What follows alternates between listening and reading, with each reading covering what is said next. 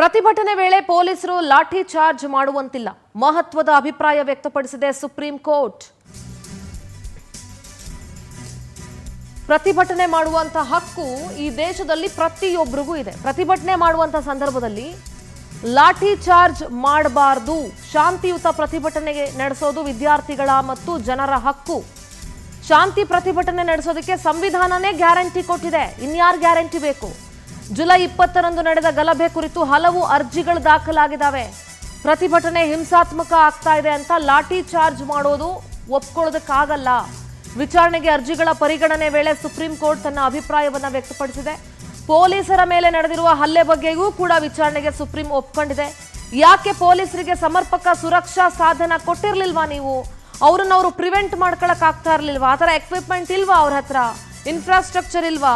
Neat ಪರೀಕ್ಷೆ ಪ್ರಶ್ನೆ ಪತ್ರಿಕೆ ಲೀಕ್ ಕುರಿತು ವಿಚಾರಣೆ ಆರಂಭ ಆಗಿದೆ. ದೆಹಲಿಯ ತ್ವರಿತಗತಿ ಕೋರ್ಟ್ನಲ್ಲಿ ಪ್ರಕರಣದ ವಿಚಾರಣೆ ಆಗ್ತಾ ಇದೆ.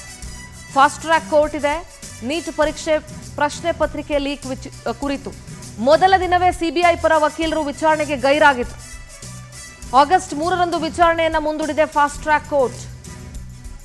ಆರೋಪಿಗಳ ಜಾಮೀನು ಅರ್ಜಿ ಸೇರಿ ಪ್ರಕರಣದ ವಿಚಾರಣೆ ಆಗಬೇಕು. ವಿಶೇಷ ಕೋರ್ಟ್ ಜಡ್ಜ್ ಅನು ಗ್ರೋವರ್ ಬಾಳಿಗ ವಿಚಾರಣೆಯನ್ನ ನಡೆಸ್ತಾ ಇದ್ದಾರೆ. ಪ್ರಶ್ನೆ ಪತ್ರಿಕೆ ಲೀಕ್ ಸಂಬಂಧಿಸಿ 13 ಆರೋಪಿಗಳ ಅರೆಸ್ಟ್ ಆಗಿದ್ದಾರೆ. ಅಷ್ಟು ಜನರ ವಿಚಾರಣೆ ಆಗಬೇಕು. ಆಗಸ್ಟ್ 3ಕ್ಕೆ ವಿಚಾರಣೆಯನ್ನ ಮುಂದೂಡಲಾಗಿದೆ.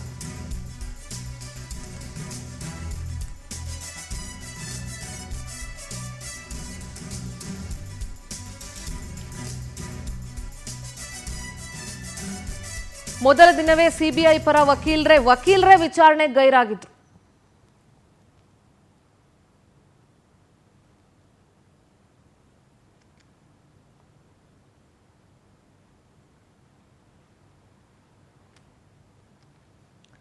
ಆರೋಪಿಗಳ ಜಾಮೀನು ಅರ್ಜಿ ಸೇರಿ ಪ್ರಕರಣದ ವಿಚಾರಣೆ ಆಗಬೇಕು. 13 ಜನರನ್ನ ಅರೆಸ್ಟ್ ಮಾಡಲಾಗಿದೆ. ಅಷ್ಟು ಜನರ ವಿಚಾರಣೆಗಳಾಗಬೇಕು. ಸಾಕಷ್ಟು ಸಮಯ ಹಿಡಿಯುತ್ತೆ.